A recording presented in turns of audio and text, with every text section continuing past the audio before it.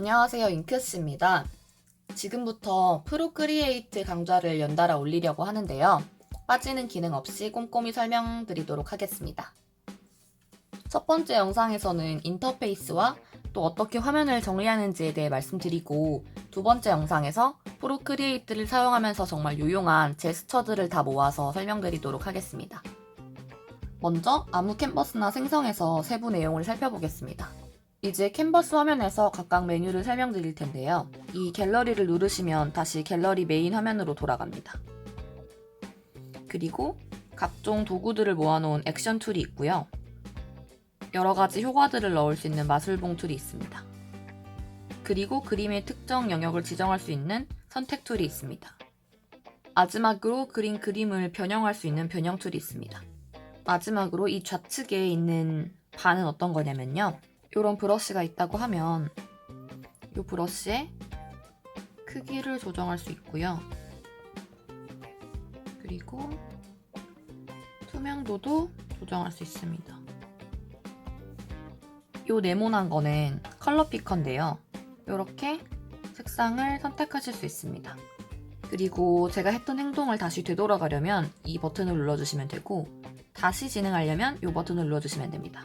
프로크리에이트에서는 이 되돌아가기를 250단계를 지원하고 있어서 그림을 그리실 때 굉장히 유용합니다. 그리고 많이 뒤로 돌아가셔야 될 때는 버튼을 꾹 누르고 있으면 이렇게 연속해서 지울 수도 있습니다.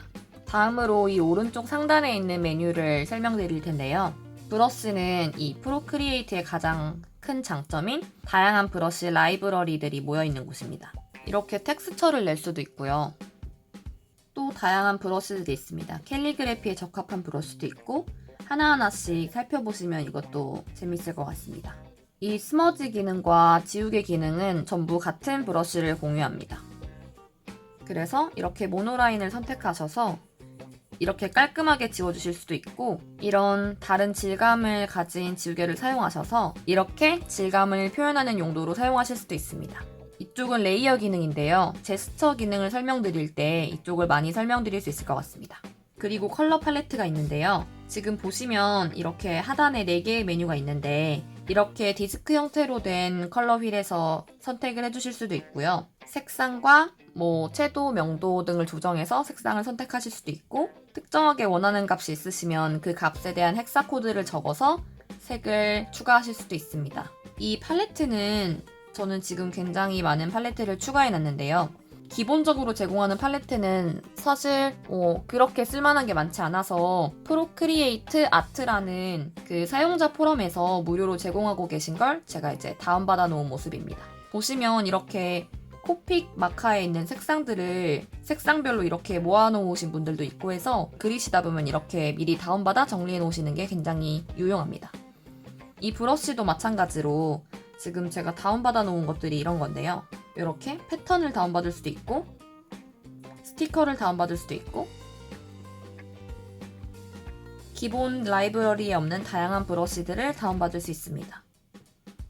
이 코픽 마카가 굉장히 퀄리티가 좋아서 이거를 요새 많이 사용해 보려고 하고 있는 중입니다. 다운받은 곳은 이 프로크리에이트 아트라는 사이트인데요. 여기 보시면 디스커션의 리소스에서 다운받을 수 있는데, 사용자가 이렇게 공유된 파일들을 사용할 때 저작권이나 라이센스를 좀 주의할 점이 있어서 그런 것들도 한 번에 설명드리고, 또 이런 것들을 다운받아서 어떻게 쉽게 프로크리에이트 내부에 설치하는지 이런 것들도 말씀드리기 위해서 이 포럼과 관련된 부분은 따로 영상을 가져오도록 하겠습니다. 다시 갤러리로 나가보겠습니다. 갤러리에서는 이렇게 아트워크를 낱장으로 볼 수도 있고, 이렇게 스택이라고 해서 쌓아둘 수도 있습니다. 들어가면 이렇게 쌓아진 내용들을 하나하나 볼 수 있습니다. 이 각각의 썸네일들은 프리뷰 기능을 제공하는데요. 이렇게 두 손가락으로 펼쳐주면 프리뷰를 볼 수 있고, 아무것도 안 나와 있지만 이 부분을 클릭하면 다음 그림을 볼 수 있습니다. 다시 원래대로 돌아가고 싶으면 이렇게 해주시면 다시 작은 썸네일로 돌아갑니다. 이미 그려진 파일들을 불러오실 수도 있고 사진을 불러오실 수도 있는데요. 여기 임포팅 메뉴를 보시면 각자 가지고 있는 클라우드에서 임포팅을 할 수도 있고요. 이 프로크리에이트 같은 경우에는 드래그 앤 드롭으로 사진을 임포팅 할 수 있게 프로그래밍이 되어 있어서 이렇게 이런 걸 임포팅 하고 싶다고 하면 꾹 눌러서 추가해 주실 수 있습니다. 주의하셔야 될 거는 이렇게 드래그 앤 드롭 기능을 사용하다 보면 좀 실수할 때가 있는데 꾹 눌러서 이렇게 활성화가 되면 움직여 주셔야 되고요. 이 화면에서 이 플러스 버튼이 나와야 옮길 수 있는 상태가 된 겁니다. 이렇게 옮길 수 있습니다. 임포팅하는 파일은 다양한 확장자를 지원하는데요. 이렇게 5개의 확장자를 모두 지원합니다. 이 프로는 프로크리에이트에서 생성된 파일을 말하고요. 이 PSD는 포토샵에서 작업하신 파일을 말합니다. 포토샵에서 레이어별로 작업을 하셨거나 필터를 씌우셨거나 그런 것들이 다 보존이 된 채로 프로크리에이트로 불러넣어집니다.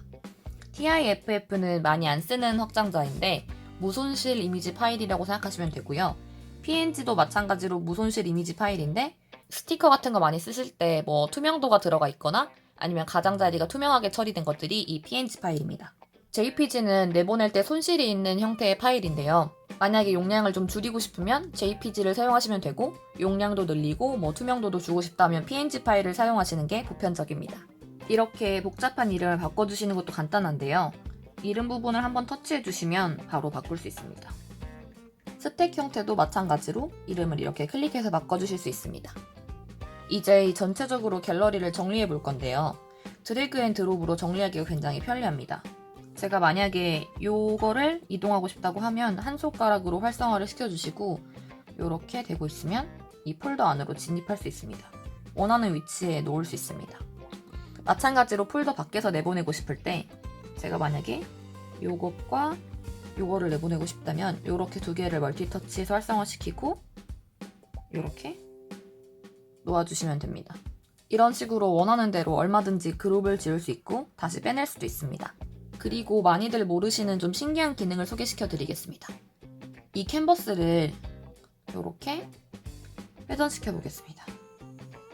지금 이 썸네일에서는 좀 모양이 이상하잖아요. 근데 실제로 들어가 보시면 이렇게 제가 원래는 이렇게 작성하고 있었던 게 이렇게 돌아가 있는 모습을 알 수 있습니다. 이렇게 손쉽게 썸네일에서 캔버스의 기준 방향을 바꿔줄 수 있습니다. 그리고 이 상단의 셀렉트를 클릭하시면 방금 드래그 앤 드롭으로 했던 기능들을 이렇게 선택해서 하실 수가 있습니다. 이 2가지 사진의 프리뷰를 확인하실 수도 있습니다. 그리고 이 2가지 그림을 쌓아줄 수도 있습니다. 복사도 할 수 있고 이 상단에 있는 기능은 다 이용하실 수 있습니다. 불러오기를 할 수 있는 파일은 이렇게 있는데요. 내보내기 할 수 있는 파일에는 이렇게 PDF가 추가됩니다. 만약에 프로크리에이트에서 뭔가 굿노트에 쓰실 템플릿 같은 걸 만드셨으면 그걸 PDF로 내보내면 편리하게 사용할 수 있습니다. 마지막으로 가장 중요한 캔버스 생성에 대해 알아보겠습니다. 여기 보시면 플러스 버튼을 눌러주시면 캔버스 조건을 설정할 수 있는데요. 몇 개의 기본 정해진 템플릿이 있고 상단에는 스크린 사이즈가 나와 있고요.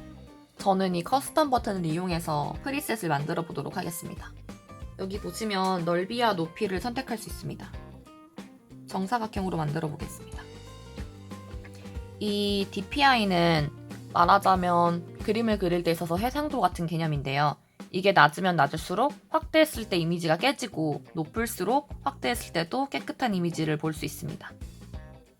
저는 보통 400 정도로 세팅해 놓는 편입니다. 여기서 컬러 같은 경우에는 저는 RGB가 선택되어 있지만 아이패드 프로 이상을 사용하시는 분들은 와이드 컬러 디스플레이라고 다른 옵션도 있는 걸 확인하실 수 있을 겁니다. 이쪽에 제목을 넣어주면 되는데요. 저는 그냥 테스트라고 적어주겠습니다. 이렇게 테스트라는 프리셋을 만들었습니다. 이 프리셋을 만들고 나서도 에딧에 들어가서 조정을 해줄 수 있는데요. 이쪽 방향으로 스와이프를 하시고 에딧에 들어가셔서 이렇게 주로는 DPI를 조정해 주실 수 있습니다.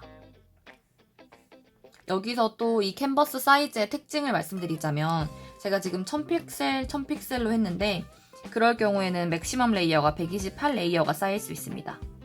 제가 만약에 3000으로 바꾸면 18개의 레이어밖에 쌓지 못합니다. 그러니까 이 캔버스 사이즈가 클수록 쌓일 수 있는 레이어가 적어져서 계속 중간중간 병합을 해주시고 작업을 해주셔야 돼서 좀 더 번거로울 수 있습니다. 지금까지 프로크리에이트란 어플의 가장 기본적인 UI와 내보내기, 불러오기, 그리고 갤러리 정리하는 방법 등을 알아봤습니다.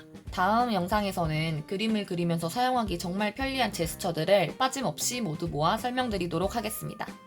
이 영상이 도움이 되셨으면 좋아요와 구독 버튼 부탁드립니다. 감사합니다.